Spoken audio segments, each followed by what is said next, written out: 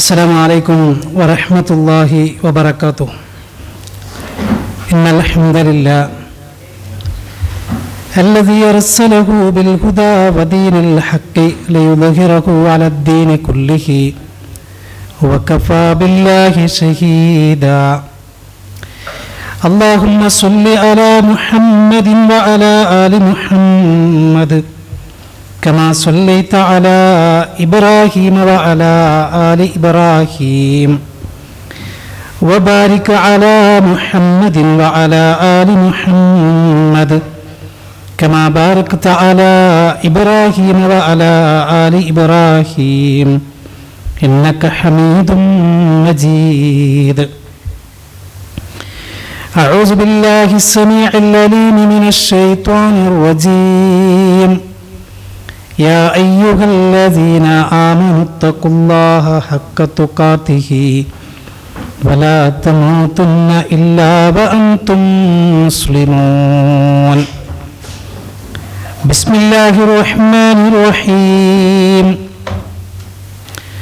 ثم أفيضوا من حيث أفاض الناس واستغفروا الله إن الله غفور رحيم.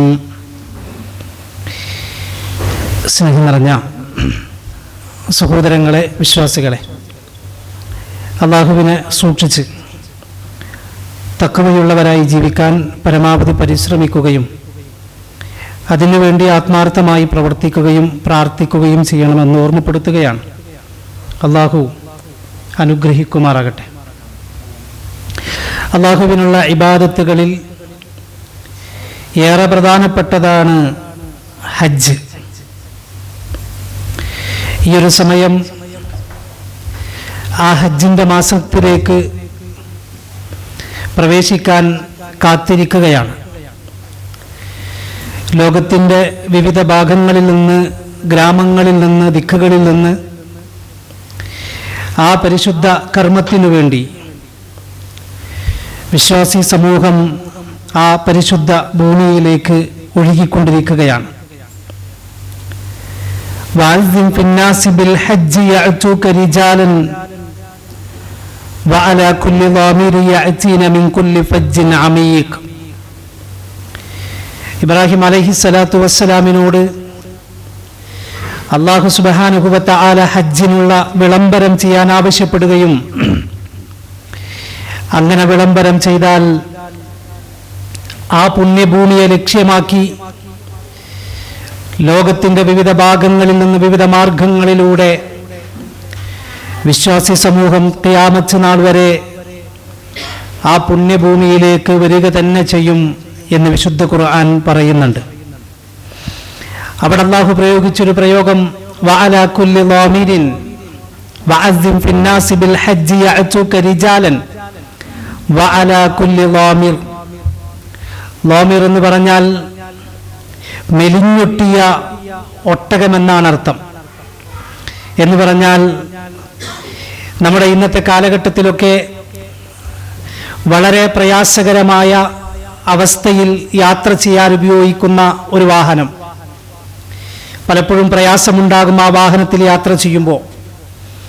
അത്തരത്തിൽ വളരെ പ്രയാസപ്പെട്ടാണെങ്കിൽ പോലും ആ പുണ്യഭൂമിയിലേക്ക് ആളുകൾ എത്തുക തന്നെ ചെയ്യും എന്ന് അല്ലാഹു സുബ്ഹാനഹു വ തആല പറയുകയാണ്.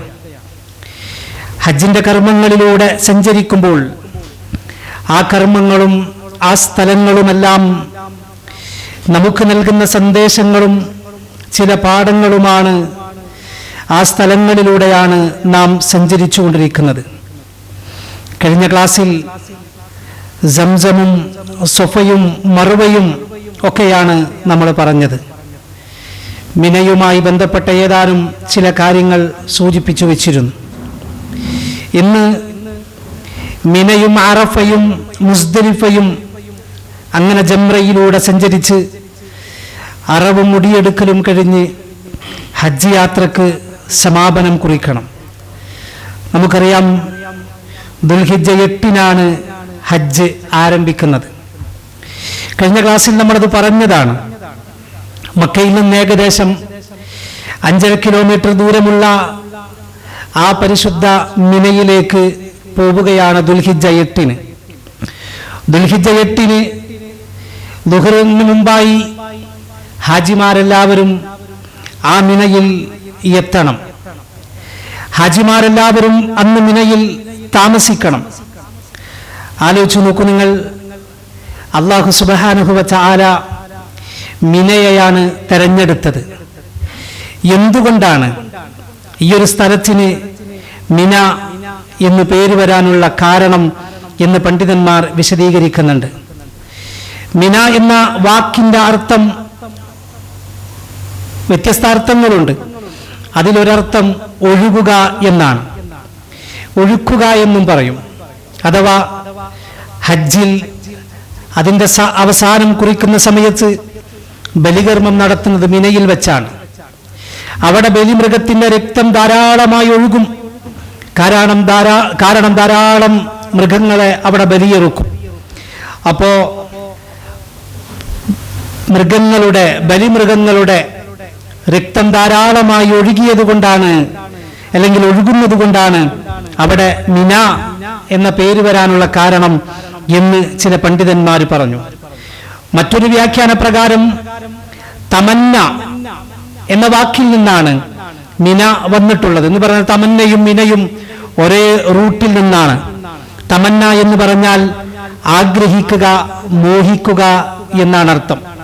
അഥവാ ആഗ്രഹങ്ങൾ നിറവേറ്റപ്പെടുന്ന ഭൂമി.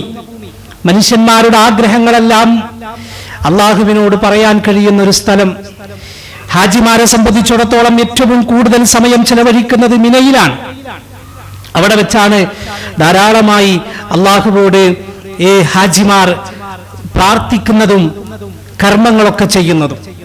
ഏകദേശം ഹജ്ജിന്റെ എല്ലാ ദിവസങ്ങളിലും ഹാജിമാർ മിനയുമായി ബന്ധപ്പെടുന്നുണ്ട്. നേരത്തെ നമ്മൾ പറഞ്ഞല്ലോ, ദുൽഹിജ്ജ 8-ന് ഹാജിമാർ മിനയിലുണ്ട്. ദുൽഹിജ്ജ 9-ന്റെ അന്ന് പുലർച്ചെയാണ്. ദുൽഹിജ്ജ 9 പുലർന്നതിന് ശേഷമാണ് അറഫയിലേക്ക് പോകുന്നത്. ദുൽഹിജ്ജ 10 മുതൽ 13 വരെയും താമസിക്കുന്നത് മിനയിലാണ്. അതുകൊണ്ട് തന്നെ ധാരാളം സമയം, ഏറ്റവും കൂടുതൽ സമയം ചെലവഴിക്കുകയും അള്ളാഹുവിനോട് കൂടുതൽ ഹാജിമാർ പ്രാർത്ഥിക്കുകയും ചെയ്യാൻ ഉള്ള സ്ഥലം, ആഗ്രഹങ്ങൾ റബ്ബിലേക്ക് പറയപ്പെടുന്ന സ്ഥലം, അങ്ങനെയും ഇതിനർത്ഥം കാണാൻ കഴിയുന്നുണ്ട്. അതുകൊണ്ടാണ് ഇതിന് മിന എന്ന് പേര് വരാനുള്ള കാരണം എന്ന് ചില പണ്ഡിതന്മാർ വിശദീകരിക്കുന്നുണ്ട്. ശരി, മിനയുമായി ബന്ധപ്പെട്ട കാര്യങ്ങളൊക്കെ കഴിഞ്ഞ ക്ലാസ്സിൽ നാം വിശദീകരിച്ചതാണ്. ദുൽഹിജ്ജ 9-ന്റെ അന്ന് പ്രഭാതത്തിൽ അറഫയിലേക്ക് പോകണം.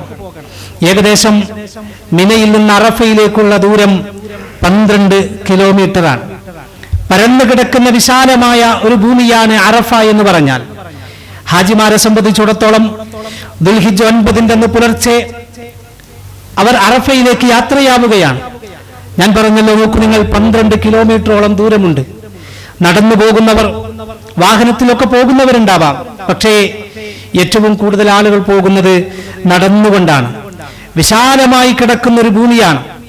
10 മുതൽ 15 കിലോമീറ്റർ വരെ ചതുരശ്ര വിസ്തീർണമുള്ള ഒരു ഭൂമിയാണ് പരിശുദ്ധ അറഫ മൈതാനം എന്ന് പറയുന്നത്. നാം മനസ്സിലാക്കണം എന്തുകൊണ്ടാണ് ഈ ഭൂമിക്ക് അറഫ എന്ന് പേര് വരാനുള്ള കാരണം. അല്ലാഹു സുബ്ഹാനഹു വ തആല മക്കയിൽ ധാരാളം സ്ഥലമുണ്ട്, ഒഴിഞ്ഞുകിടക്കുന്ന സ്ഥലമുണ്ടായിരുന്നു. പക്ഷേ എന്നിട്ടും എന്തുകൊണ്ടാണ് അല്ലാഹു സുബ്ഹാനഹു വ തആല ഹാജിമാരോട് ദുൽഹിജ്ജ 9-ന്റെ അന്ന് ആ പരിശുദ്ധ അറഫയിലേക്ക് വരാൻ പറയാനുള്ള കാരണമെന്തോ പണ്ഡിതന്മാർ വിശദീകരിക്കുന്നുണ്ട്. അറഫ എന്ന് പറഞ്ഞാൽ മനസ്സിലാക്കുക, അറിയുക, തിരിച്ചറിയുക എന്നൊക്കെയാണ് അർത്ഥം. അഥവാ മനുഷ്യൻ അവന്റെ പാപങ്ങളെ തിരിച്ചറിയുന്ന ദിവസം, മനുഷ്യൻ അവന്റെ പാപങ്ങൾ മനസ്സിലാക്കുന്ന ദിവസം, ആ പാപങ്ങൾ തിരിച്ചറിഞ്ഞ് അള്ളാഹുവോടെല്ലാം ഏറ്റുപറയുന്ന ദിവസം, അതാണ് അറഫ. ഞാൻ ഇന്നലെ വരെ ചെയ്ത, എന്റെ ജീവിതത്തിൽ കഴിഞ്ഞുപോയ ചെറുതും വലുതുമായ, രഹസ്യമായും പരസ്യമായതെല്ലാം അവിടെ വെച്ച് പറയും, അള്ളാഹുവിനോട് ഏറ്റുപറയും, സ്വയം മനസ്സിലാക്കും ഞാൻ ആരാണ്. ഒരു ഹാജി മനസ്സിലാക്കും അറഫയിൽ വെച്ച് ഞാൻ ആരാണ്, ഞാൻ ഇന്നലെ ആരായിരുന്നു, എന്റെ ജീവിതം എന്തായിരുന്നു. ഇല്ല, ഇനി എനിക്കൊന്നും മറച്ചു വെക്കാനില്ല. അവിടെ വെച്ചെല്ലാം പറയും, എല്ലാം സ്വയം ഓർമ്മ വരും, തിരിച്ചറിയും. ആ സ്ഥലത്തിന്റെ പേരാണ് അറഫ. രണ്ടാമത്തെ വിശദീകരണം, ജിബ്രീൽ അലൈഹിസ്സലാത്തു വസ്സലാം ഇബ്രാഹിം അലൈഹിസ്സലാത്തു വസ്സലാമിന് ഹജ്ജിന്റെ കർമ്മങ്ങളൊക്കെയും പഠിപ്പിച്ചു കൊടുത്ത സ്ഥലം അത് അറഫയാണ് എന്ന് പണ്ഡിതന്മാർ വിശദീകരിക്കുന്നുണ്ട്. അതുമായി ബന്ധപ്പെട്ട ചില ഉദ്ധരണികളൊക്കെ ചരിത്ര ഗ്രന്ഥങ്ങളിൽ നമുക്ക് കാണാൻ കഴിയും. അതേപോലെ തന്നെ ആദം അലൈഹിസ്സലാത്തു വസ്സലാം, ഹവ്വ അലൈഹിസ്സലാത്തു വസ്സലാം സ്വർഗത്തിൽ നിന്ന് പുറത്താക്കപ്പെട്ട ശേഷം ഭൂമിയിലേക്ക് വന്ന് പിന്നീട് അവർ ആദ്യമായി കണ്ടുമുട്ടിയത് ഈ അറഫയിൽ വെച്ചാണ് എന്നാണ്, ഈ സ്ഥലത്ത് വെച്ചാണ്. അറഫ, ഇഅ്തറഫ എന്നൊക്കെ പറഞ്ഞാൽ, തആറഫ എന്നൊക്കെ പറഞ്ഞാൽ പരസ്പരം മനസ്സിലാക്കി എന്നാണ്, പരസ്പരം തിരിച്ചറിഞ്ഞു. സ്വർഗത്തിൽ നിന്ന് പോന്ന ശേഷം അവർ പരസ്പരം കണ്ടുമുട്ടി മനസ്സിലാക്കിയ സ്ഥലം അത് ഇവിടെ വെച്ചാണ്. അതുകൊണ്ടാണ് ഇതിന് അറഫ എന്ന് പേര് വരാനുള്ള കാരണം എന്ന് പണ്ഡിതന്മാർ വിശദീകരിക്കുകയാണ്. ഇതൊക്കെയും പണ്ഡിതന്മാരുടെ വിശദീകരണങ്ങളാണ്. ഹദീസിലോ ഖുർആനിലോ വന്ന ഉദ്ധരണികളല്ല, ആയത്തുകളല്ല, ഹദീസുകളല്ല എന്നുകൂടെ സാന്ദർഭികമായി സൂചിപ്പിക്കുകയാണ്. നമുക്കറിയാം, നേരത്തെ ഞാൻ പറഞ്ഞല്ലോ, അറഫയിലേക്കുള്ള യാത്ര മനോഹരമാണ്. അറഫ ഭൂമിയിൽ ലക്ഷക്കണക്കിന് വിശ്വാസികളായ ആളുകൾ ആ പരിശുദ്ധമായ ഭൂമിയിലേക്ക് കടന്നു വന്ന് കരഞ്ഞു കലങ്ങിയ കണ്ണുകളുമായി പടച്ച റബ്ബിലേക്ക് ഉയർത്തുന്ന മനോഹരമായ ഒരു രംഗമുണ്ട്. ദുൽഹിജ്ജ് 9 മാത്രമാണ് ആ അറഫ ഭൂമിയുടെ പ്രത്യേകത. ഇന്ന് ആ അറഫ ഭൂമിയിൽ പോയിന്നാൽ പ്രത്യേകിച്ച് ഒരു പ്രതിഫലമൊന്നുമില്ല. മറിച്ച് ദുൽഹിജ്ജ് 9 അന്ന് ആ പരിശുദ്ധമായ അറഫയിൽ പോയി നിന്നാൽ, ആലോചിച്ച് നോക്കൂ നിങ്ങൾ, ലക്ഷക്കണക്കിന് വിശ്വാസികൾ, പുരുഷന്മാരെ സംബന്ധിച്ചിടത്തോളം എല്ലാവർക്കും ഒരേ വസ്ത്രമാണ്. നമ്മൾ കഴിഞ്ഞ ക്ലാസ്സിൽ പറഞ്ഞല്ലോ, മരണത്തെ ഓർമ്മിപ്പിക്കുന്ന സ്ഥലമാണ്, മഹ്ശറിനെ ഓർമ്മിപ്പിക്കുന്ന സ്ഥലമാണ് അറഫ. മഹ്ശറിനെ ഓർമ്മിപ്പിക്കും. വിശാലമായ പരന്നു കിടക്കുന്ന ഈ ഭൂമിയിൽ അള്ളാഹുവിലേക്ക്, പടച്ച റബ്ബിലേക്ക് കൈകൾ ഉയർത്തി അവിടെ കൂടിയ മുഴുവൻ വിശ്വാസികളും ഒരുമിച്ച് കൂടുന്ന സ്ഥലം. അതുകൊണ്ടാണ് മുഹമ്മദ് നബി സല്ലല്ലാഹു അലൈഹി വസല്ലം പറഞ്ഞത്, അൽ ഹജ്ജു അറഫ. ഹജ്ജ് എന്ന് പറഞ്ഞാൽ അറഫയാണ്. അഥവാ ഹജ്ജിന്റെ മറ്റു കർമ്മങ്ങളൊക്കെ ആർക്കെങ്കിലും നഷ്ടപ്പെട്ടാൽ, എന്തെങ്കിലും കാരണവശാൽ നഷ്ടപ്പെട്ടാൽ, ചെയ്യാൻ കഴിയാതെ പോയാൽ പ്രായശ്ചിത്തമുണ്ട്. അവർക്ക് പ്രായശ്ചിത്തം ചെയ്താൽ മതി. പക്ഷേ ഒരാൾക്ക് അറഫയിൽ പോയി നിൽക്കാൻ കഴിഞ്ഞില്ലെങ്കിൽ, ദുൽഹിജ്ജ് 9 രാവിലെ മുതൽ ആ വൈകുന്നേരം വരെ, രാത്രി വരെയുള്ള സമയത്തിനിടയിൽ ആ അറഫയിൽ വന്ന് നിൽക്കാൻ സാധിച്ചിട്ടില്ല എങ്കിൽ അവന് പിന്നെ ഹജ്ജില്ല. നമ്മൾ കേട്ടിട്ടുണ്ടല്ലോ, പിന്നെ ഹജ്ജിന് പോയിട്ട് എന്തെങ്കിലുമൊക്കെ അസുഖം വന്ന് അവിടുത്തെ മക്കയിലൊക്കെ ഉള്ള ഹോസ്പിറ്റലുകളിൽ അഡ്മിറ്റായ ആളുകളൊക്കെ ഉണ്ടാവും, ICUയിൽ കിടക്കുന്ന ആളുകളുണ്ടാവും. ഒരൽപ്പം ശ്വാസം ബാക്കിയുണ്ടെങ്കിൽ അവരെ കൊണ്ടുവരുന്നതാണ്. എല്ലാവിധ സജ്ജീകരണങ്ങളുമുള്ള ആംബുലൻസിൽ ആ അറഫ മൈതാനത്തേക്കൊന്ന് കയറ്റി ഒരല്പസമയം ഒന്ന് അവിടെ നിർത്തി തിരിച്ചു കൊണ്ടുപോകും. അൽ ഹജ്ജ് അറഫ. ഹജ്ജ് എന്ന് പറഞ്ഞാൽ അറഫയാണ്. അറഫയിൽ നിൽക്കൽ നിർബന്ധമാണ്.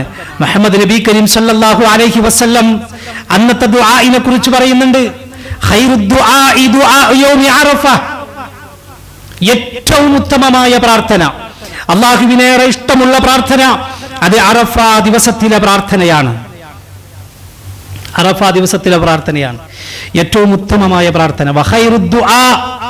ഏറ്റവും ഉത്തമമായ പ്രാർത്ഥന ദുആ യൗമി അറഫ. അറഫ ദിവസത്തിലെ ദുൽഹിജ്ജ് 9 അറഫയിൽ വെച്ചുള്ള പ്രാർത്ഥനയാണെന്ന് മുഹമ്മദ് നബി സല്ലല്ലാഹു അലൈഹി വസല്ലം എന്നിട്ട് പറഞ്ഞു, വഖൈറു മാ ഖുൽതു അന വന്നബിയൂന മിൻ ഖബ്ലി ലാ ഇലാഹ ഇല്ലല്ലാഹു വഹ്ദ ലാ ശരീക ല ലഹുൽ മുൽക്കു വലഹുൽ ഹംദ് വഹുവ അലാ കുല്ലി ശൈഇൻ ഖദീർ. ഹജ്ജിന് പോകുന്ന ഒരാള് ഹജ്ജ് ദുൽഹിജ്ജ് 8 മുതൽ 13 വരെയുള്ള ദിവസങ്ങളിൽ ആകെ മനഃപ്പാഠമാക്കി പ്രാർത്ഥിക്കേണ്ട ഒരു പ്രാർത്ഥന. തവാഫിലും സഈലും ഒക്കെ വേറെ പ്രാർത്ഥനകളുണ്ട്, അതെല്ലാവർക്കും അറിയാലോ. പക്ഷേ ദുൽഹിജ്ജ് 8 മുതൽ 13 വരെ ഈ പറഞ്ഞ ദിവസങ്ങളിൽ നിൽക്കുന്നിടത്ത് പ്രത്യേകിച്ചൊരു ദുആയൊന്നുമില്ല. എന്നാൽ അറഫയിൽ നബി സല്ലല്ലാഹു അലൈഹി വസല്ലം പറഞ്ഞു, ലാ ഇലാഹ ഇല്ലല്ലാഹ്, തൗഹീദിന്റെ വാചകം. ഇത് പറയണം. നമ്മൾ ഒന്നാമത്തെ ക്ലാസ്സിൽ പറഞ്ഞല്ലോ, ഹജ്ജ് എന്ന് പറഞ്ഞാൽ തൗഹീദാണ്. ഹജ്ജ് എന്ന് പറഞ്ഞാൽ ഹജ്ജിൽ നിന്ന് മനസ്സിലാക്കാനുള്ള ഏറ്റവും പ്രധാനപ്പെട്ട ഒന്നാമത്തെ കാര്യം തൗഹീദാണ്. ഹജ്ജ് മുഴുവൻ തൗഹീദാണ്. ലാ ഇലാഹ ഇല്ലല്ലാഹ്, ലാ ഇലാഹ ഇല്ലല്ലാഹു വഹ്ദ, അല്ലാഹു ഏകനാണ്. എല്ലാവരെ കൊണ്ടും എന്തിനാ? മുവഹിദായ ഒരു മനുഷ്യനെ സ്വർഗം കിട്ടുള്ളൂ. ഹജ്ജ് എന്തിനാ? സ്വർഗം തരാനാ. അല്ലാഹു ഒരു മനുഷ്യനെ മുവഹിദാക്കി മാറ്റുകയാണ്. ലാ ശരീക ലഹു, നിനക്ക് യാതൊരുവിധ പങ്കുകാരുമില്ല നാഥ എന്ന് അവിടെ വെച്ച് പ്രാർത്ഥിക്കുകയാണ്. നോക്കൂ നിങ്ങൾ, ഏറ്റവും പവിത്രമായ ഭൂമിയാണ്, ഏറ്റവും പുണ്യമുള്ള പകലാണ് ദുൽഹിജ്ജ 9 അന്ന് അറഫ ദിവസം. നബി സല്ലല്ലാഹു അലൈഹി വസല്ലം പറയുന്നുണ്ട്, മാ മിൻ യൗമി അഫ്ളലു ഇൻദല്ലാഹി മിൻ യൗമി അറഫ, അറഫയേക്കാൾ ശ്രേഷ്ഠമായ മറ്റൊരു ദിവസം അല്ലാഹുവിങ്കലില്ല. ഏറ്റവും ശ്രേഷ്ഠമായ ദിവസം, ഏറ്റവും പുണ്യമാക്കപ്പെട്ട പകൽ. എന്നിട്ട് പറഞ്ഞു അന്നത്തെ ദിവസത്തിന്റെ പ്രത്യേകത, യൻസിലുല്ലാഹു തആല ഇലസ് സമാഇ ദുനിയാ, അല്ലാഹു ഒന്നാം ആകാശത്തേക്ക് ഇറങ്ങി വരും. അന്നത്തെ ദിവസത്തിന്റെ പ്രത്യേകത. എന്നിട്ടോ ഫയുബാഹി ബി അഹ്ലിൽ അർളി അഹ്ലസ് സമാ, ഈ പരന്നു കിടക്കുന്ന അറഫ ഭൂമിയിൽ പരന്നു കിടക്കുന്ന മനുഷ്യ സാഗരത്തെ നോക്കി പടച്ച റബ്ബ് അഭിമാനത്തോടുകൂടി മാലാഖമാരോട് പറയുകയാണ്, ഹഉലാഇ ഇബാദി, മലക്കുകളെ വിളിച്ചിട്ട് പറയാണ്, കണ്ടില്ലേ ഇതാ എൻ്റെ അടിമകൾ. ആരോടാ പറയണത്? അള്ളാഹു മലക്കുകളോട് അഭിമാനത്തോടുകൂടെ പറയും, കണ്ടില്ലേ ഹഉലാഇ ഇബാദി, ഇതാ എൻ്റെ അടിമകളോട് എത്തിയിരിക്കുന്നു. അവർ വന്നിട്ടുള്ളത് ജാഊനി ശുഅസൻ ഉബ്റാ, പൊടിയൊക്കെ പുരണ്ട് ആകെ പ്രയാസപ്പെട്ട്, മിൻ കുല്ലി ഫജ്ജിൻ അമീഖ്, വളരെ പ്രയാസപ്പെട്ട് യാത്ര ചെയ്തിട്ടൊക്കെയാണ് ആളുകൾ ഇവിടെ വന്നിട്ടുള്ളത് എന്ന് അല്ലാഹു സുബ്ഹാനഹു വ തആല മലക്കുകളോട് പറയും. നമ്മൾ കണ്ടിട്ടില്ലേ, മനോഹരമായ ഒരു കാഴ്ചയാണത്, മനോഹരമായ കാഴ്ച. ദുൽഹിജ്ജ 9 അവിടെ എത്തിപ്പെട്ടവർക്കെല്ലാം അല്ലാഹു പുറത്തു കൊടുക്കും, എല്ലാ പാപങ്ങളും, ഒന്നും ബാക്കി വെക്കൂല. അതാണ് ഞാൻ നേരത്തെ പറഞ്ഞു, ഒന്നങ്ങോട്ട് കയറിയാൽ മതി. ദുൽഹിജ്ജ 9 ആ വലിയ വിശാലമായി കിടക്കുന്ന ഭൂമി ഉണ്ടല്ലോ അറഫ, അതിലേക്കൊന്ന് കാലെടുത്ത് വെച്ച് ഒരു ചെറിയ നിമിഷം അവിടെ നിന്നാ മതി.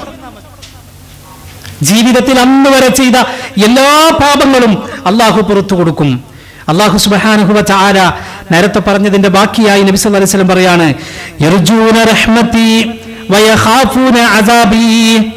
എന്തിനൊന്നും എൻ്റെ അടിമകളോട് വന്നിട്ടുള്ളത് അവരെ പേരിനോടൊപ്പം ഹാജിയാർ എന്ന് ചേർക്കാനല്ല, ഹാജി എന്ന് അവരെ മറ്റുള്ളവർ വിളിക്കുന്നത് ഇഷ്ടപ്പെടാനല്ല, മറിച്ച് യർജൂന, അവർ ആഗ്രഹിക്കുകയാണ്, റഹ്മതി വയഖാഫൂന അസാബി, അവർ ആഗ്രഹിക്കുന്നതിന്റെ കാരുണ്യമാണ്, അവർ ഭയപ്പെടുന്നതിന്റെ ശിക്ഷയാണ്. ഇത് രണ്ടാണ് ഇവിടേക്ക് അവർ എത്തിക്കാനുള്ള കാരണം. എന്തേ അറഫയിലേക്ക് വന്നത്? നാളെ സ്വർഗത്തിലെത്തിപ്പെടണം, അള്ളാഹുവിന്റെ ശിക്ഷയിൽ നിന്ന് രക്ഷപ്പെടണം, അള്ളാഹുവിന്റെ കാരുണ്യം ആഗ്രഹിച്ചു. എന്നിട്ട് പറഞ്ഞൊരു വാചകമുണ്ട്, വലം യറൗനി, അള്ളാഹു മലക്കുകളോട് പറയാണ്, വലം യറൗനി, അവരിന്ന് വരെ എന്നെ കണ്ടിട്ടില്ല. ആരെ? അള്ളാഹുവിനെ കണ്ടിട്ടില്ല, ഇന്ന് വരെ എന്നെ അവർ കണ്ടിട്ടില്ല. ഫകൈഫ ലൗ അറൂനി, എന്നിട്ട് അള്ളാഹു മലക്കുകളോട് ചോദിക്കാണ്, അപ്പൊ എന്നെ അവർ കണ്ടിരുന്നുവെങ്കിൽ എന്താകുമായിരുന്നു? ഹേയ്, എന്റെ റഹ്മത്ത് പ്രതീക്ഷിച്ച് എന്റെ ശിക്ഷയെ ഭയപ്പെട്ടുകൊണ്ടാണ് അവരിവിടെ എത്തിയിട്ടുള്ളത്. ഇന്ന് വരെ അവരെന്നെ കണ്ടിട്ടില്ല. എന്റെ ഖുർആനിന്റെ വാചകം, എന്റെ പ്രവാചകന്റെ വാചകം കേട്ട് മനസ്സിലാക്കിയിട്ടാണ് അവരോട് വന്നിട്ടുള്ളത്. അവരിന്ന് വരെ എന്നെ കണ്ടിട്ടില്ല.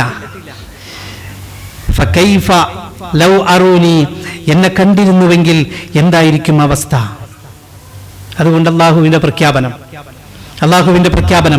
അറഫ മൈതാനത്ത് ഒരുമിച്ച് കൂട്ടിയ ആളുകൾക്ക് വേണ്ടി അള്ളാഹുവിന്റെ പ്രഖ്യാപനം, ഫലൗ കാനത് ദുനൂബുഹും അദദ റംലി ഔ അദദൽ ഖത്രി ഔ സബദൽ ബഹരി ലഗഫർതുഹാ അഫീദു, ഭൂമിയിലെ മണൽത്തരിയോളം തിന്മകൾ ചെയ്താലും, പാപങ്ങൾ ചെയ്തവരായാലും, സമുദ്രത്തിലെ നുരകളോളം പാപങ്ങൾ ചെയ്തവരായാലും. ആ വാചകത്തിന്റെ ഒരു കാഠിന്യം ആലോചിച്ച് നോക്കൂ നിങ്ങൾ. ഭൂമിയിലെ മണൽത്തരികളോളം തിന്മകൾ ചെയ്താലും, സമുദ്രത്തിലെ നുരകളോളം തിന്മകൾ ചെയ്താലും, ലഗഫർതുഹാ അഫീദു, ഞാനിതാ അവർക്കെല്ലാം പുറത്തു കൊടുത്തിരിക്കുന്നു. സുബ്ഹാനല്ലാഹ്, ആലോചിച്ച് നോക്കൂ നിങ്ങൾ. ഇതാണ് അറഫ ദിനം. അങ്ങോട്ടൊന്ന് കയറിയാൽ മതി, അപ്പോഴേക്ക് അള്ളാഹു എന്ത് ചെയ്യും? പുറത്തു കൊടുക്കും. ശരി, അള്ളാഹുവിന്റെ വാചകം അവർക്ക് മാത്രമല്ല, ഫഖദ് ഗഫർതു ലക്കും വലിമൻ ശഫഅതും ലഹു, അവർ ആർക്കൊക്കെ വേണ്ടിയാണോ പ്രാർത്ഥിച്ചത് അവർക്കും ഞാനിതാ പുറത്തു കൊടുത്തിരിക്കുന്നു. അവർക്ക് മാത്രമല്ല, അവരവിടെ നമ്മളൊക്കെ സാധാരണ ആളുകൾ ഹജ്ജിനൊക്കെ പോകുമ്പോൾ നമ്മൾ പറയാറില്ലേ, വസിയത്ത് ചെയ്യാറില്ലേ, എനിക്ക് വേണ്ടി പ്രാർത്ഥിക്കണം എന്നൊക്കെ. അത് വെറുതെ പറയാനാണോ? ഏതായാലും ഇങ്ങോട്ട് യാത്ര പറഞ്ഞ സ്ഥിതിക്ക് എന്നാൽ അങ്ങോട്ടൊരും കെടുക്കട്ടെ എന്നാണോ? അല്ല, ആത്മാർത്ഥമായിട്ട് പറയണം. അവരുടെ പ്രാർത്ഥനയിലെങ്ങാനും ആ സമയത്ത് നമ്മളെ ഓർമ്മ വന്നാൽ, നമ്മളെക്കുറിച്ച് പടച്ച റബ്ബിനോട് പറഞ്ഞാൽ അള്ളാഹു നമുക്ക് എന്ത് ചെയ്യും? അതുകൊണ്ടാ നബി സല്ലല്ലാഹു അലൈഹി വസല്ലം പറയുന്നു, അള്ളാന്റെ വാചകമാണ്, ഖുദ്സിയായ ഹദീസാണ്, ഫഖദ് ഗഫർതു ലക്കും വലിമൻ ശഫഅതു ലഹു. അവർക്ക് മാത്രമല്ല, അവരാർക്കൊക്കെ വേണ്ടി ദുആ ചെയ്തോ, പ്രാർത്ഥിച്ചോ, അവർക്കും തീർച്ചയായും ഞാൻ പുറത്തു കൊടുക്കും. തോന്നില്ല, ഹജ്ജിന്റെ നബി സല്ലല്ലാഹു അലൈഹി വസല്ലമയുടെ ജീവിതത്തിലെ ഒരു ഹജ്ജ് മാത്രമാണല്ലോ. ആ ഹജ്ജിന്റെ അറഫ ദിവസം വൈകുന്നേരം നബി സല്ലല്ലാഹു അലൈഹി വസല്ലം ബിലാൽ റളിയല്ലാഹു അൻഹുവിനെ വിളിച്ചു. എന്നിട്ട് പറഞ്ഞു, യാ ബിലാൽ അൻസിത് ലിയന്നാസ്. ബിലാലെ, ജനങ്ങളോട് എന്നെ ശ്രദ്ധിക്കാൻ പറ, എനിക്ക് കുറച്ച് കാര്യങ്ങൾ പറയാനുണ്ട്.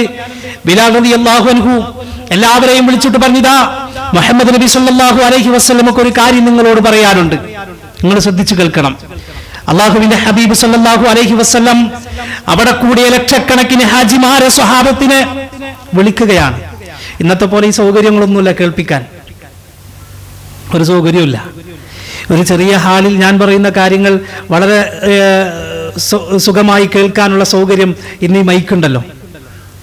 ലക്ഷക്കണക്കിന് ഹാജിമാരുള്ള അറഫ മൈതാനത്ത് മുഹമ്മദ് നബി സല്ലല്ലാഹു അലൈഹി വസല്ലം സംസാരിക്കുമ്പോ ഇതുപോലെ സൗകര്യങ്ങളൊന്നുമില്ല, സംവിധാനങ്ങളൊന്നുമില്ല. അവിടെ വിളിച്ചു, ആശിറന്നാസ്, ജനങ്ങളെ, അതാനി ജിബ്രീലു ആനിഫാ ഫഅഖറാനി മിൻ റബ്ബിയസ്സലാം. എൻ്റെ അടുത്തതാ ജിബ്രീൽ വന്നു, എന്നിട്ട് എന്നോട് സലാം പറഞ്ഞു. എന്നിട്ടിതാ, ഇന്നല്ലാഹ ഗഫറ ലി അഹ്ലി അറഫാത്ത് വ അഹ്ലിൽ മശ്അർ വ ളമിന അൻഹും അത്തബിആത്ത്.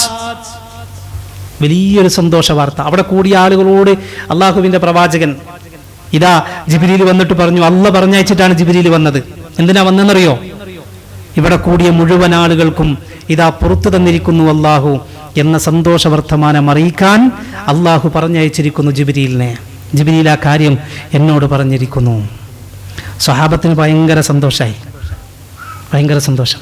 ഉടൻ തന്നെ ഉമർ ഇബ്നുൽ ഖത്താബ് റളിയല്ലാഹു അൻഹു എഴുന്നേറ്റ് ചോദിച്ചു, യാ റസൂലല്ലാഹ്, അള്ളാഹുവിന്റെ പ്രവാചകരെ, ഹാദാ ലനാ ഖാസ്.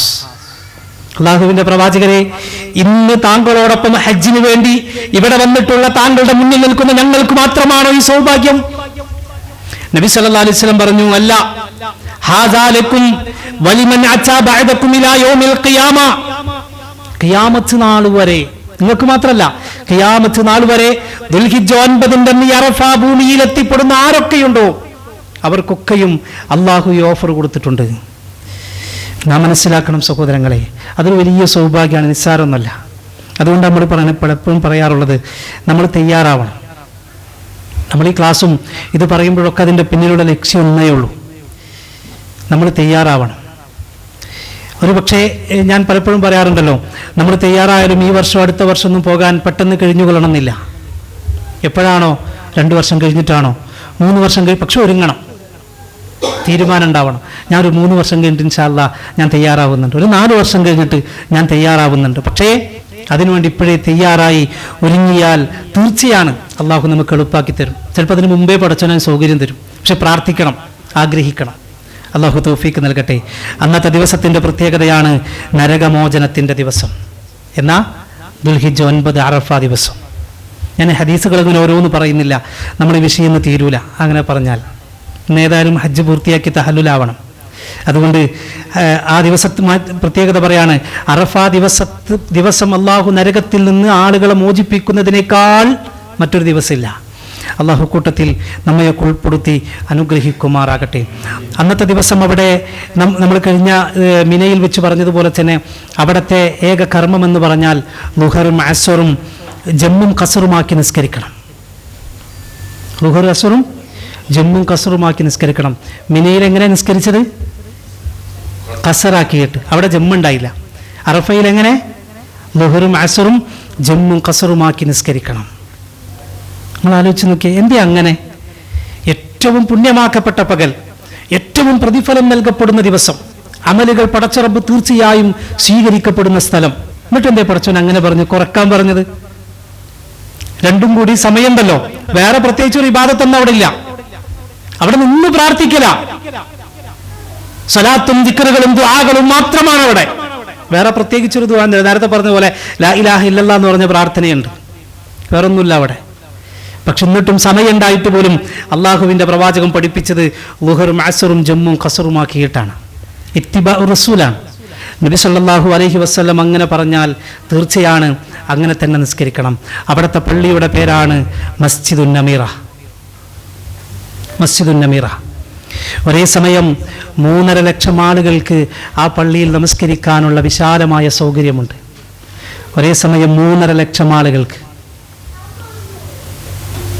അവിടെ വെച്ചിട്ടാണ് അറഫ ദിവസത്തിൽ അറഫ പ്രഭാഷണം നടത്തുക. അവിടെ തൗക്കാഫ് നിയമിക്കുന്ന അവിടുത്തെ പണ്ഡിതൻ അറഫ പ്രഭാഷണം നടത്തുന്ന പള്ളിയുടെ പേരാണ് മസ്ജിദുൻ നമീറ. വലിയ അത്ഭുതം എന്താണെന്നറിയോ? അന്ന് ദുൽഹിജ്ജ 9-ന് ളുഹറും അസറും ജമ്മും കസറുമായിട്ടുള്ള നിസ്കാരം ഉണ്ടല്ലോ, അത് മാത്രമേ അവിടെ ഉള്ളൂ. വേറെ നിസ്കാരം അവിടെ ഇല്ല. വേറെ നിസ്കാരമില്ല. വർഷത്തിൽ വേറൊരു നിസ്കാരം അവിടെ ഇല്ല. അതിനുവേണ്ടി മാത്രമായി ഇത്രയ്ക്കും വലിയ വിശാലമായ പള്ളി, ഒരേ സമയം 3.5 ലക്ഷം ആളുകൾക്ക് നമസ്കരിക്കാൻ പറ്റുന്ന രൂപത്തിൽ അത്രക്കും വലുപ്പമുള്ള പള്ളി അവിടെ തയ്യാറാക്കി വെച്ചിരിക്കുകയാണ്. അള്ളാഹു ആ രാജ്യത്തിനും ആ രാജ്യത്തിൻ്റെ ഭരണാധികാരികൾക്കൊക്കെ കൊടുത്ത വലിയ അനുഗ്രഹമാണത്, ഇങ്ങനെയൊക്കെ പരിപാലിക്കാൻ, അല്ലേ? അറഫാ ദിനത്തിൽ പ്രത്യേകമായ നോമ്പ് സുന്നത്താണ്. ഈ പറഞ്ഞതൊക്കെ അവിടെയുള്ള ഹജ്ജുമായി ബന്ധപ്പെട്ട ആളുകൾക്കാണ്. അപ്പം നമ്മൾ പറയും ഹജ്ജിന് നമ്മൾ പോകാത്തവരുണ്ടല്ലോ, എങ്കിൽ പോകാത്തവരെ നിങ്ങൾക്കും അള്ളാഹു പുറത്തു തരും. അതിനുള്ള മാർഗമാണ് അള്ളാഹുവിന്റെ പ്രവാചകൻ അന്നത്തെ ദിവസം പറഞ്ഞു, സിയാമു യൗമി അറഫ അഹ്തസിബു അലല്ലാഹ് അൻ യുകഫിറ സനതല്ലതി ഖബ്ലഹു വസ്സനതല്ലതി ബഅദ. 2 വർഷത്തെ പാപങ്ങൾ അള്ളാഹു പുറത്തു തരും. 2 വർഷം കഴിഞ്ഞുപോയ ഒരു വർഷത്തെ എല്ലാ ചെറിയ പാപങ്ങൾ അള്ളാഹു പുറത്തു തരും. എന്താ വരാനിരിക്കുന്ന ഒരു വർഷത്തെ പാപങ്ങൾ എന്ന് പറഞ്ഞാൽ 2 രൂപത്തിലാണ് പണ്ഡിതന്മാർ പറഞ്ഞത്. അള്ളാഹുവിനെ സംബന്ധിച്ചിടത്തോളം യഅലമു മാ ബൈന അയ്ദിഹിം വമാ ഖൽഫഹും എന്നാണല്ലോ. വരാനിരിക്കുന്ന ദിവസങ്ങളിൽ വർഷങ്ങളിൽ ഒക്കെ മനുഷ്യന്മാർക്ക് സംഭവിക്കുന്ന തെറ്റുകൾ എന്തൊക്കെയെന്ന് പടച്ചോൻക്ക് അറിയാലോ. അള്ളാഹു അതൊക്കെ പുറത്തുതരും. രണ്ടാമത്തെ വിശദീകരണം, അടുത്തൊരു വർഷം ഈ നോമ്പ് പടച്ച റബ്ബിൽ നിന്ന് അവനെ സ്വീകരിച്ചിട്ടുണ്ടെങ്കിൽ അടുത്തൊരു വർഷം ചെറിയ ചെറിയ തിന്മകളിൽ നിന്ന് പടച്ച റബ്ബ് അവനെ സംരക്ഷിക്കും. ഇതാണ് ഈ നോമ്പിൻ്റെ പ്രത്യേകത, 2 വർഷത്തെ. അതുകൊണ്ട് സഹോദരങ്ങൾ, അന്നത്തെ ദിവസം പ്രത്യേകമായി നോമ്പെടുക്കാൻ എല്ലാവരും ശ്രദ്ധിക്കണമെന്ന് സാന്ദർഭികമായി സൂചിപ്പിക്കുകയാണ്. ശരി, ദുൽഹിജ്ജ് 9-ന് സൂര്യൻ അസ്തമിച്ചാൽ മഗ്രിബ് നമസ്കരിക്കാതെ അറഫയിൽ നിന്ന് മുസ്ദലിഫയിലേക്ക് പോകണം. ഏകദേശം 8 കിലോമീറ്റർ മുതൽ 10 കിലോമീറ്റർ വരെ ദൂരമുണ്ട് അറഫയിൽ നിന്ന് മുസ്ദലിഫയിലേക്ക്.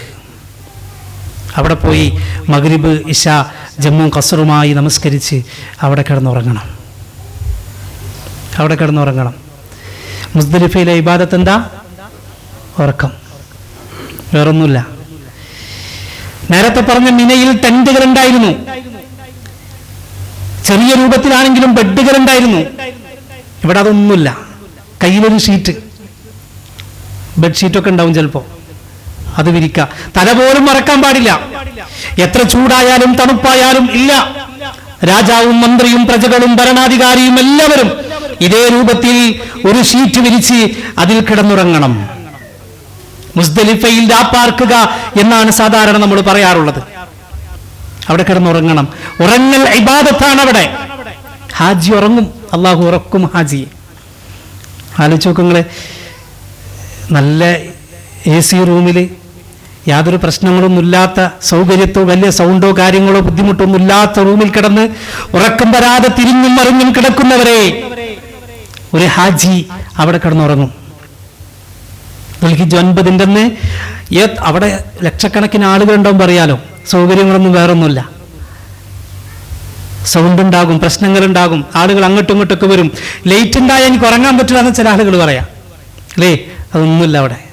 എല്ലാ ലൈറ്റുകളും എല്ലാം ഉണ്ടാവും, പക്ഷേ അല്ലാഹു സുബ്ഹാനഹു വ തആല ഉറക്കും.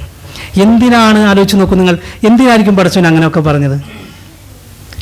ഹാജിയെ അള്ളാഹു മാറ്റിയെടുക്കുകയാണ്. അള്ളാഹു ഹാജിയെ മാറ്റിയെടുക്കുകയാണ്. തൊട്ടപ്പുറത്ത് കിടക്കുന്നവനാരാ അറിയില്ല, ഏത് ഭാഷക്കാരനാ ദേശക്കാരനാ അതുപോലും ഒരു പക്ഷേ അറിഞ്ഞുകൊള്ളണമെന്നില്ല. അവിടെ എല്ലാവരും കിടന്നുറങ്ങും. മുസ്ദലിഫയിലെ ഒരു പള്ളിയുണ്ട്, ആ പള്ളിയുടെ പേരാണ് മശ്അറുൽ ഹറാം.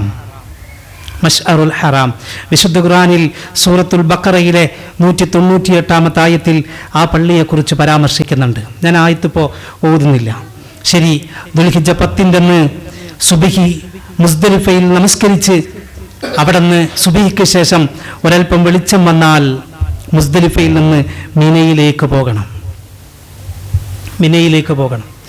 നേരെ ജംറയിലേക്ക് പോകുന്ന ആളുകളുണ്ട്, ജംറയിൽ കല്ലെറിയാൻ വേണ്ടി പോകുന്നവരുണ്ട്. മുസ്ദലിഫയിൽ നിന്ന് തന്നെ കല്ലെടുക്കുകയും കല്ല് പെറുക്കുകയും അതല്ലെങ്കിൽ മിനയിലെത്തിയ ശേഷം കല്ലെടുത്തുകൊണ്ട് അവരുടെ ഡ്രസ്സും കാര്യങ്ങളൊക്കെ മിനയിലെ റൂമിൽ വെച്ച് നേരെ ജംറയിലേക്ക് പോകുന്നവരുണ്ട്. അതല്ലാതെ നേരെയും ജംറയിലേക്ക് പോകുന്നവരുണ്ട്. ഞാൻ അത് പറയാനല്ലത് പറഞ്ഞത്. നേരത്തെ പറഞ്ഞല്ലോ സൂറത്തുൽ ബഖറയിലെ 198 199 ആയത്തിൽ അള്ളാഹു പറയുന്ന മനോഹരമായൊരു വാചകമുണ്ട്. മുസ്ദലിഫയിൽ നിന്ന് ജംറയിലേക്ക് മിനയിലേക്ക് പോകുന്ന കാഴ്ചയെക്കുറിച്ച് അള്ളാഹുവിന്റെ വാചകം, സുമ്മ അഫീദു മിൻ ഹൈസു അഫാദന്നാസ് വസ്തഗ്ഫിറുല്ലാഹ് ഇന്നല്ലാഹ ഗഫൂറുർ റഹീം. ഫാല യഫീലു നമ്മൾ പഠിച്ചിട്ടുണ്ടല്ലോ ലേണിംഗ് ക്ലാസ്സിലൊക്കെ. എന്താണ്? വെള്ളം ഒഴുകുക എന്നതിനാണ് ഫാല യഫീലു എന്നൊക്കെ പറയാം. വെള്ളം ഒഴുക. അല്ലാഹു സുബ്ഹാനഹു വ തആല മുസ്ദലിഫയിൽ നിന്ന് മിനയിലേക്ക് ജംറയിലേക്ക് പോകുന്ന ഹാജിമാരെ കുറിച്ച് പറയാൻ പടച്ചറബ് പ്രയോഗിച്ച വാചകം സുമ്മ അഫീദു മിൻ ഹൈസു അഫാലന്നാസ്. ജനങ്ങളെല്ലാവരും ഒഴുകുകയാണ്, വെള്ളം ഒഴുകുന്നത് പോലെ. മനോഹരമായ ഒരു പ്രയോഗമാണത്. മനുഷ്യന്മാർ വെള്ളം ഒഴുകുന്നത് പോലെ ഒഴുകിപ്പോവുകയാണ്. എന്താ അങ്ങനെ പറയാൻ കാരണം? അല്ലാഹു സുബ്ഹാനഹു വ തആല മനുഷ്യനോട് പറയാണ്, മനുഷ്യ, മിനയിൽ നിന്ന് അറഫയിലൂടെ വന്ന് പടച്ച റബ്ബിലേക്ക് എല്ലാം ഏറ്റുപറഞ്ഞ് ഇന്നലെ രാത്രിയിൽ മുസ്ദലിഫയിൽ കിടന്നുറങ്ങി എന്റെ കൽപ്പന പ്രകാരം ശരി നീ വെള്ളം പോലെ അലിഞ്ഞു കഴിഞ്ഞു, നിന്റെ മനസ്സ് ശുദ്ധിയാവുകയാണ്, നീ എന്നിലേക്ക് ചേരാൻ അതിന് മാത്രം നിനക്ക് പാകമായി കഴിഞ്ഞു.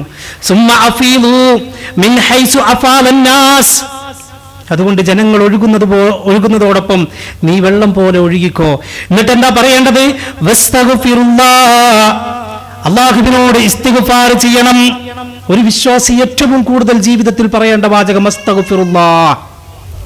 മുഹമ്മദ് നബി സല്ലല്ലാഹു അലൈഹി വസല്ലം അവിടുത്തെ ജീവിതത്തിൽ ഏറ്റവും കൂടുതൽ പറഞ്ഞ വാചകം അസ്തഗ്ഫിറുല്ലാഹ്. നമ്മൾ ഖുത്ബയിൽ പറഞ്ഞല്ലോ, ഏറ്റവും കൂടുതൽ നമ്മൾ പറയേണ്ട, പ്രത്യേകിച്ച് ദുൽഹിജ്ജയുമായി ബന്ധപ്പെട്ട് ഈ വരാൻ പോകുന്ന ദിവസങ്ങളിൽ നമ്മൾ പറയേണ്ട 2 കാര്യങ്ങളുണ്ട്. മറക്കാതെ ഓർക്കേണ്ട 2 കാര്യങ്ങളുണ്ട്. ഒന്ന് ദിക്റുള്ളയാണ്, മറ്റൊന്ന് ഇസ്തിഗ്ഫാറാണ്. ഹജ്ജുമായി ബന്ധപ്പെട്ട് പറയുന്നിടത്തൊക്കെ, പ്രത്യേകിച്ച് അറഫയിൽ നിന്ന് മുസ്ദലിഫയിലേക്കും മുസ്ദലിഫയിൽ നിന്ന് മിനയിലേക്കും പോകുന്ന ആയത്തുകൾ പറയുന്നിടത്തൊക്കെ അള്ളാഹു പറഞ്ഞ ഈ 2 കാര്യങ്ങൾ, ഒന്ന് ദിക്റുള്ളയാണ്, മറ്റൊന്ന് ഇസ്തിഗ്ഫാറാണ്. ധാരാളമാക്കണം. ജീവിതത്തിൽ സംഭവിച്ചു പോയ എല്ലാ പാപങ്ങളും പടച്ച റബ്ബിനോട് ഏറ്റുപറയണം. അസ്തഗ്ഫിറുല്ലാഹ് എന്ന് 1000 തവണ പറയാൻ സമയം ലഭിച്ചാൽ അത്രയും പറയണം. അതൊന്നും പോരാ. എത്ര പറയാൻ കഴിയും അത്രയും പറഞ്ഞു. നടക്കുമ്പോ ഇരിക്കുമ്പോ വെറുതെ ഒക്കെ പറഞ്ഞു അസ്തഗ്ഫിറുല്ലാഹ്. ഈ ദിവസങ്ങളിൽ ഫഅക്സിറൂ ഫീഹിന്ന മിനത് തഹ്ലീൽ വത്തക്ബീർ വത്തഹ്മീദ്. ഈ ദിവസങ്ങളിൽ ധാരാളമായി ലാ ഇലാഹ ഇല്ലല്ലയും ധാരാളമായി തക്ബീറും തഹ്ലീലും തഹ്മീദും വർദ്ധിപ്പിക്കും. ഇനി വരാൻ പോകുന്ന ദിവസം ഞായറോ തിങ്കളൊക്കെയാണോ ദുൽഹിജ്ജ 1 കടന്നു വരുന്നത്. ഒഴിവാക്കരുത്. ഇന്നത്തെ ഖുത്ബ ഒരു പക്ഷേ നിങ്ങൾ കേട്ടിട്ടുണ്ടാകും, അതിന്റെ പരിഭാഷയെങ്കിലും കേട്ടവരുണ്ടാകും. ഈ ദിവസങ്ങൾ ഒഴിവാക്കരുത്. ഒരു പക്ഷേ ഇനി നമുക്ക് തിരിച്ചു ലഭിച്ചു എന്ന് വരില്ല. ധാരാളമായി കുറച്ചൊക്കെ നമ്മൾ മറ്റേതൊക്കെ ഒഴിവാക്കേണ്ട സമയം എന്ന് മാത്രമാണ് സൂചിപ്പിക്കാനുള്ളത്. കുറച്ചൊക്കെ ഒഴിവാക്കാം ഉണ്ടല്ലോ. ആവശ്യത്തിനും അനാവശ്യത്തിനും ഇതിന്റെ പിന്നാലെ നടക്കുന്നവരല്ലേ നമ്മളെല്ലാവരും. ആവശ്യത്തിനൊക്കെ ആവട്ടെ, കുറച്ചൊക്കെ അതിന് സമയമൊക്കെ കഴിഞ്ഞല്ലോ. ഇപ്പം ഈ കഴിഞ്ഞ ദിവസങ്ങളൊക്കെ ഭയങ്കരമായിട്ട് നമ്മൾ ഒരുപാട് സമയം ഇതിന്റെ പിന്നിൽ ചെലവഴിച്ചു. ആരാണ് വരാ എന്നുള്ളൊരു ആകാംക്ഷക്കൊക്കെ വേണ്ടിയിട്ട് അല്ലേ. ഇനി തൽക്കാലം ആര് വന്നാലും പോയാലും ഈ ദിവസങ്ങൾ ഇനി തിരിച്ചു വരില്ല, അടുത്ത വർഷമേ തിരിച്ചു വരുള്ളൂ.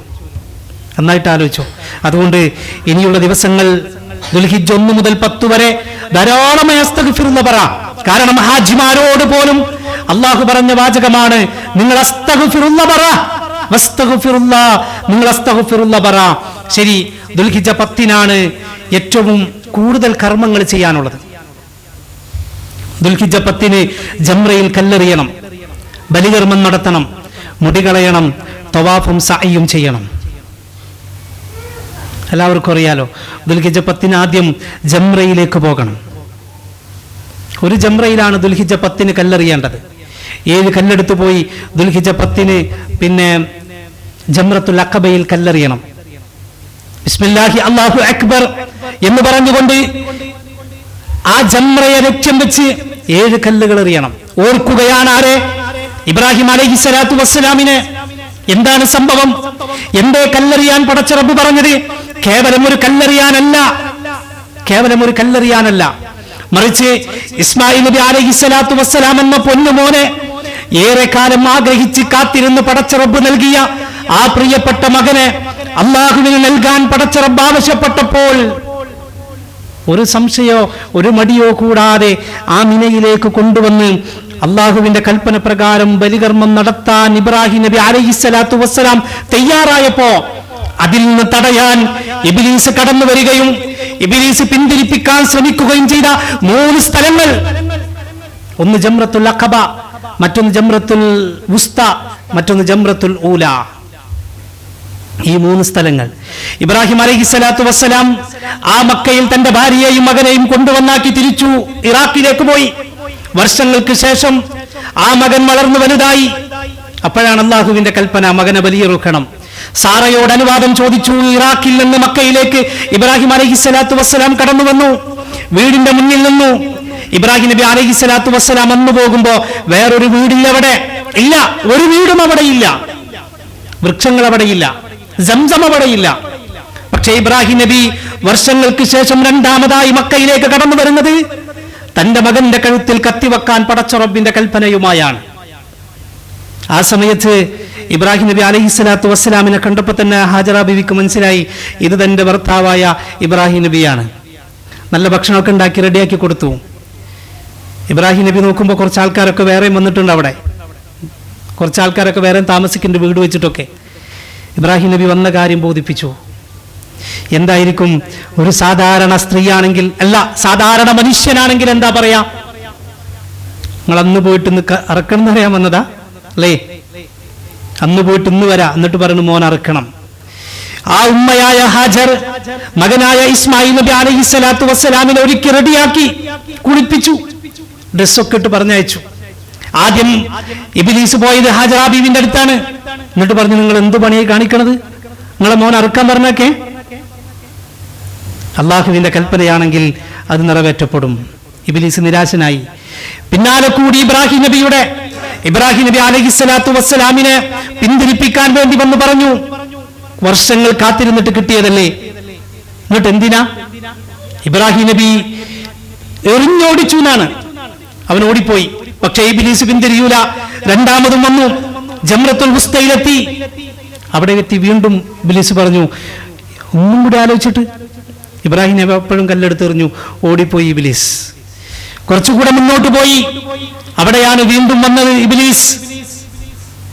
ഒന്നും കൂടെ ആലോചിക്ക്, നിന്റെ മോനല്ലേ? ഇബ്രാഹിം നബി അലൈഹിസ്സലാത്തു വസ്സലാം കല്ലെടുത്തെറിഞ്ഞാട്ടിയ സ്ഥലം ആ 3 ജംറകൾ.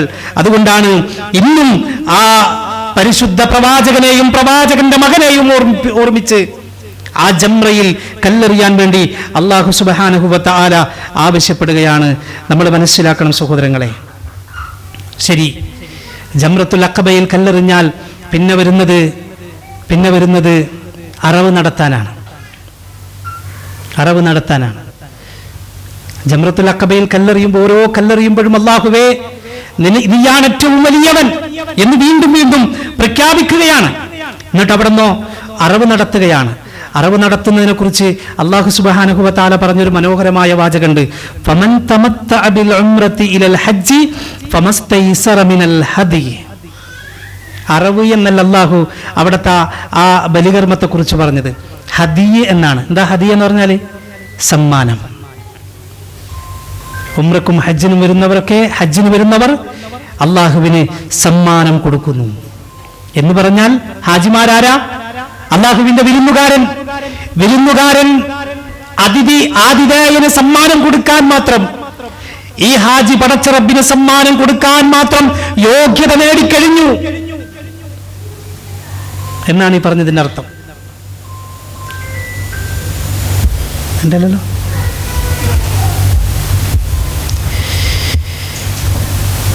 ഹാജി പടച്ച റബ്ബിന് സമ്മാനം കൊടുക്കാൻ മാത്രം യോഗ്യത നേടിക്കഴിഞ്ഞു. ഇതാണ് ഹദിയ അഥവാ ബലികർമ്മം. ആരെ ഓർത്ത?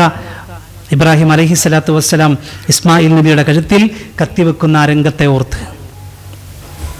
അതൊക്കെ വലിയ പാഠങ്ങളാണ്. അള്ളാഹു ചോദിച്ചാൽ, റബ്ബേ എനിക്ക് നീ തന്നത് എന്തൊക്കെയുണ്ടോ അതൊക്കെ നിനക്ക് തരുന്നതിൽ എനിക്ക് സന്തോഷമേ ഉള്ളൂ. നമ്മുടെ സമയം അള്ളാഹു തന്നതാണ്, നമ്മുടെ ആരോഗ്യം അള്ളാഹു തന്നതാണ്, നമ്മുടെ സമ്പത്ത് പടച്ച റബ്ബ് തന്നതാണ്. അള്ളാഹുവേ, നീ ആവശ്യപ്പെട്ടാൽ നിനക്ക് തരാൻ ഞാൻ തയ്യാറാണ്. തിരിച്ചു കൊടുക്കാൻ പലപ്പോഴും പല ആളുകളും തയ്യാറല്ല. അള്ളാഹു തന്ന സമയങ്ങൾ വേണ്ട രൂപത്തിൽ തിരിച്ചു കൊടുക്കാത്തവർ, അള്ളാഹു തന്ന സമ്പത്ത് പടച്ച റബ്ബിന്റെ മാർഗത്തിൽ ചെലവഴിക്കാൻ മടി കാണിക്കുന്നവർ, എന്തിന്? കൃത്യമായി കണക്ക് നോക്കി 2.5% സക്കാത്ത് കൊടുക്കാൻ പറഞ്ഞാൽ പോലും മടി കാണിക്കുന്നവർ, പിശുക്ക് കാണിക്കുന്നവർ അല്ലേ? സാമ്പത്തികമായും ശാരീരികമായും കഴിവുണ്ടായിട്ടും ഈ പരിശുദ്ധ കർമ്മത്തിന് തയ്യാറാകാത്തവർ. എനിക്കിപ്പൊന്നും സമയമായിട്ടില്ല, കുറച്ചും കൂടെ വയസ്സാവട്ടെ എന്നാണ്. ആരോഗ്യമുള്ളപ്പോഴാണ് ഹജ്ജ് ചെയ്യേണ്ടത്. കഴിഞ്ഞ ഖുത്ബ ഉണ്ടായിരുന്നു ഇവിടെ, നിങ്ങൾ കേട്ടോന്ന് എനിക്കറിയില്ല, അതിന്റെ പരിഭാഷയെങ്കിലും കേട്ടവരൊക്കെ ഉണ്ടാവുമല്ലോ. ഈ പ്രാവശ്യം ഹജ്ജിന് പോകുന്നവരോട് പ്രത്യേകമായി ഈ ഒമാൻ ഔക്കാഫ് ഖുത്ബയിൽ രേഖപ്പെടുത്തി പഠിപ്പിച്ചെന്താണെന്നറിയോ? ഹജ്ജിന് പോകുന്നതിന് മുമ്പ് നിങ്ങൾ എന്ത് ചെയ്യണം? നടന്നു പരിശീലിക്കണം എന്നാണ് പോകുന്നവരോട് പ്രത്യേകമായിട്ട് പറഞ്ഞു. നടന്നു പരിശീലിക്കണം, എന്നിട്ട് നിങ്ങൾ ശാരീരികമായി അതിന് ആരോഗ്യമുണ്ട് എന്ന് ഉറപ്പുവരുത്തണം. അവിടെ പോയിട്ട് ഈ നടത്തവും കാര്യങ്ങളൊക്കെ വരുമ്പോൾ കുറച്ച് നടക്കുമ്പോഴേക്കും കുഴങ്ങി വിടുന്ന ആ രൂപത്തിൽ നിങ്ങൾ ആവല്ലേ എന്ന് പറഞ്ഞുകൊണ്ട് അല്ലാഹു സുബ്ഹാനഹു വ തആലയുടെ ഈ ഹജ്ജിനെ കുറിച്ച് പഠിപ്പിക്കുന്നിടത്ത് പ്രത്യേകമായി പറയാം. ഞാനിത് പറഞ്ഞത് ആരോഗ്യമുള്ള സമയത്ത് ഇത് പോവാൻ, ഈ പരിശുദ്ധ കർമ്മത്തിന് പോകാൻ നമ്മൾ തയ്യാറാവണം. അല്ലാഹു തൗഫീക്ക് നൽകി അനുഗ്രഹിക്കുമാറാകട്ടെ. പിന്നീട് സഹോദരങ്ങളെ, മുടി കളയുന്നതോടെ തഹല്ലുലു സുഗറ എന്നാണ്, ചെറിയ തഹല്ലുലായി എന്നാണ്. എന്തിനാ മുടി കളയുന്നത്? എന്തിനാണ്? നേരത്തെ ബലികർമ്മം നടത്തുന്നിടത്ത് പറഞ്ഞല്ലോ, ഇതിന്റെ മാംസോ രക്തൊന്നും പടച്ച റബ്ബിന് ആവശ്യമില്ല. എന്താണ് അള്ളാഹു നോക്കുന്നത്? നിങ്ങളെ തഖ്വയാണ് എന്ന് പറഞ്ഞല്ലോ. മുടി പടച്ച റബ്ബിന് വേണ്ടിയല്ല, പടച്ച റബ്ബിന്റെ മാർഗത്തിൽ ഞാൻ എൻ്റെ മുടി കളയുമ്പോൾ, ഇതാ റബ്ബേ, ഇതുവരെ ഞാൻ എൻ്റെ ജീവിതത്തിലെ എല്ലാ മാനസികമായ ജീവിതത്തിന്റെ ഇന്നലകൾ നിന്നോട് ഏറ്റുപറഞ്ഞ് ഹൃദയം കഴുകി ശുദ്ധിയാക്കി കഴിഞ്ഞു. ഇതാ എന്റെ തലയിലെ ഓരോ മുടിനാരി നിലത്ത് വീഴുമ്പോഴും എൻ്റെ ശരീരം കൂടി ഞാൻ ശുദ്ധിയാക്കുകയാണ്. ഇനിയൊന്നും എൻ്റെ ഉള്ളിലോ പുറത്തൊന്നും ബാക്കിയില്ല, അശുദ്ധിയായി. എല്ലാം കഴുകി ശുദ്ധിയാക്കാൻ. അതാണ് മുടി കളയുന്നതിലൂടെ നാം മനസ്സിലാക്കേണ്ടത്. അതിനിടയിൽ മക്കയിൽ വീണ്ടും പോയി തവാഫും സഅയും ചെയ്ത് തിരിച്ചു വരണം. ഹജ്ജ് കഴിയാണ്. ദുൽഹിജ്ജ ബാക്കിയുള്ള 11, 12, 13 ദിവസങ്ങൾ ആ പരിശുദ്ധ ജംറയിൽ പോയി 3 ജംറയിലും 7 കല്ലുകൾ വീതമെറിയണം. ദുൽഹിജ്ജ 13 ദുഹറിന് മുൻപായി ആ കർമ്മം നിർവഹിക്കണം. ഇതോടെ ഒരു ഹാജിയെ സംബന്ധിച്ചിടത്തോളം അവൻ അള്ളാഹു തിരിച്ചൊരു സമ്മാനം കൊടുക്കാൻ മാത്രം യോഗ്യത നേടിക്കഴിഞ്ഞു. അവൻ അള്ളാഹ്ക്ക് സമ്മാനം കൊടുത്തല്ലോ നേരത്തെ, ഇനി അള്ളാഹു തിരിച്ചൊരു സമ്മാനം കൊടുക്കും. ആ സമ്മാനത്തിന്റെ പേരാണ് എന്താ? സ്വർഗം. അൽ ഹജ്ജുൽ മബ്റൂർ ലൈസ ലഹു ജസാഉൻ ഇല്ലൽ ജന്ന. അള്ളാഹു സ്വീകരിച്ചാൽ പുണ്യമാക്കപ്പെട്ട ഹജ്ജിനുള്ള പ്രതിഫലം സ്വർഗമല്ലാതെ മറ്റൊന്നുമില്ല. അതിനേക്കാൾ അപ്പുറം സമ്മാനം ലോകത്താർക്ക് തരാൻ കഴിയും? അങ്ങനെ ഹജ്ജ് ചെയ്ത് തിരിച്ചു വരുന്നൊരു ഹാജി ഉമ്മയുടെ ഗർഭാശയത്തിൽ നിന്ന് പുറത്തേക്ക് വരുന്ന ദിവസം അവന്റെ ഹൃദയം എത്രമാത്രം ശുദ്ധമാകുന്നുവോ അതുപോലെ ശുദ്ധമായിട്ടാ തിരിച്ചു വരണത്. അള്ളാഹു ഒരു ഹാജിയെ സ്വർഗത്തിലേക്ക് ഇങ്ങനെ കൊണ്ടുപോവാണ്. അതിനുവേണ്ടി അള്ളാഹു ഒരുക്കിയെടുക്കുകയാണ്. അതിനുള്ള സൗഭാഗ്യം അള്ളാഹു നമുക്കൊക്കെയും നൽകി അനുഗ്രഹിക്കുമാറാകട്ടെ. ഈ വർഷം ഹജ്ജിനു വേണ്ടി അവിടെ എത്തപ്പെട്ട മുഴുവൻ ആളുകൾക്കും, തയ്യാറായി നിൽക്കുന്ന മുഴുവൻ ആളുകൾക്കും മഖ്ബൂലും മബ്റൂറുമായ ഹജ്ജ് ഉംറയും നിർവഹിക്കാൻ തൗഫീക്ക് നൽകി അനുഗ്രഹിക്കുമാറാകട്ടെ. സഹോദരങ്ങളെ, ഹജ്ജിൻ്റെ കർമ്മങ്ങളിലൂടെ ചെറിയൊരു യാത്രയാണ് കഴിഞ്ഞ 4 ക്ലാസ്സുകളിലായി നമ്മൾ നടത്തിയത്. ഇതിൽ നിന്നുള്ള പാഠങ്ങളും സന്ദേശങ്ങളും നമ്മൾ ഉൾക്കൊള്ളണം. നമുക്കൊരു കൊതി വരണം, ഈ സ്ഥലങ്ങളൊക്കെ ഒന്ന് കാണണം. കേവലം കാണലല്ല, ഈ ദിവസങ്ങളിൽ പോയിട്ട് അവിടെ നിന്ന് നിൽക്കണം, ആ പരിശുദ്ധ കർമ്മം നിർവഹിക്കണം എന്ന് മനസ്സിൽ നമുക്കുണ്ടാവുമല്ലോ. എന്തെങ്കിലും ഒരു കാര്യം മുന്നിൽ കണ്ടാൽ പിന്നെ അതിനോടൊരു പ്രത്യേക ഒരു കൊതി ഉണ്ടാവില്ല. അത് കിട്ടണം, അത് ലഭിക്കണം, നേടുന്നത് വരെ നമ്മുടെ മനസ്സ് ഇങ്ങനെ നമ്മുടെ മനസ്സിൽ ഇങ്ങനെ പറഞ്ഞുകൊണ്ടിരിക്കും. ഇതേപോലെ എല്ലാവരും അള്ളാഹുവിനോട് പറഞ്ഞുകൊണ്ടേയിരിക്കുക. ഒരു നിസ്കാരത്തിൽ പോലും ഒഴിവാക്കരുത്. സലാം വീട്ടിക്കഴിഞ്ഞാൽ എല്ലാവരും പറയണം. പടച്ച റബ്ബിനോട് പറയുന്നതിൽ ഏറ്റവും ആദ്യം പറയേണ്ട, അല്ലെങ്കിൽ നമ്മൾ പ്രയോറിറ്റി കൊടുക്കേണ്ട ഏറ്റവും പ്രധാനപ്പെട്ട ഒരു പ്രാർത്ഥന, അള്ളാഹുവേ ജീവിതത്തിൽ മരിക്കുന്നതിന് മുമ്പായി ഹജ്ജ് ചെയ്യാനുള്ള തൗഫീക്ക് നൽകണേ. എന്നിട്ട് പ്രാർത്ഥിച്ചാൽ മാത്രം പോരാ. ഞാൻ പറഞ്ഞല്ലോ, എപ്പോഴാണ് നമുക്ക് പോകാൻ പറ്റുക അതിനനുസരിച്ച് ഒരുങ്ങണം. പോകാൻ ഭാഗ്യം ലഭിച്ചവരൊക്കെ മഹാസൗഭാഗ്യവാന്മാരാണ്. അതുകൊണ്ട് പ്രത്യേകം ശ്രദ്ധിക്കുക. അള്ളാഹു അനുഗ്രഹിക്കുമാറാകട്ടെ. 2-3 കാര്യങ്ങൾ പ്രത്യേക ഒരു കാര്യം സൂചിപ്പിക്കുകയാണ്. നേരത്തെ ഞാൻ പറഞ്ഞല്ലോ, ദുൽഹിജ്ജ 1 ഒരുപക്ഷെ മിക്കവാറും ഞായറോ തിങ്കളോ ആവാൻ സാധ്യതയുണ്ട്. ഞായർ തന്നെ നമ്മൾ പ്രതീക്ഷിക്കാം, ഒരുപക്ഷെ തിങ്കളായേക്കാം.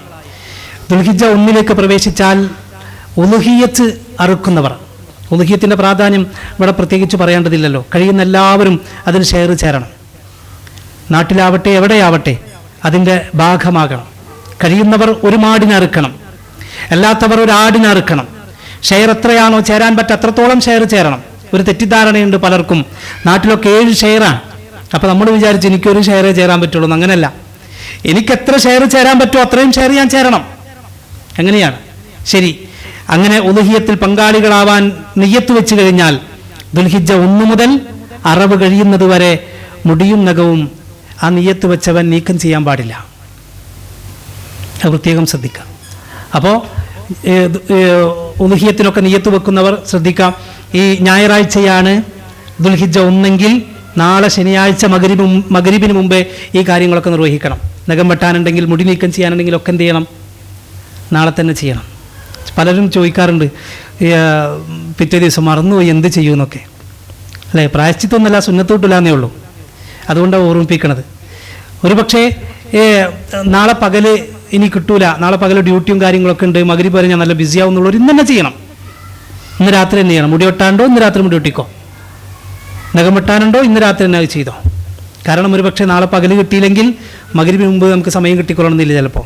അതുകൊണ്ട് അക്കാര്യം ശ്രദ്ധിക്കണം എന്നതുകൊണ്ട് സാന്ദർഭികമായി സൂചിപ്പിച്ചതാണ്. അതോടൊപ്പം ഈ ദിവസങ്ങളിൽ നേരത്തെ പറഞ്ഞതുപോലെ ധാരാളമായി ദിക്റുകളും ദുആകളും തസ്ബീഹുകളും തഹ്ലീലുകളും ഒക്കെ വർദ്ധിപ്പിക്കുക.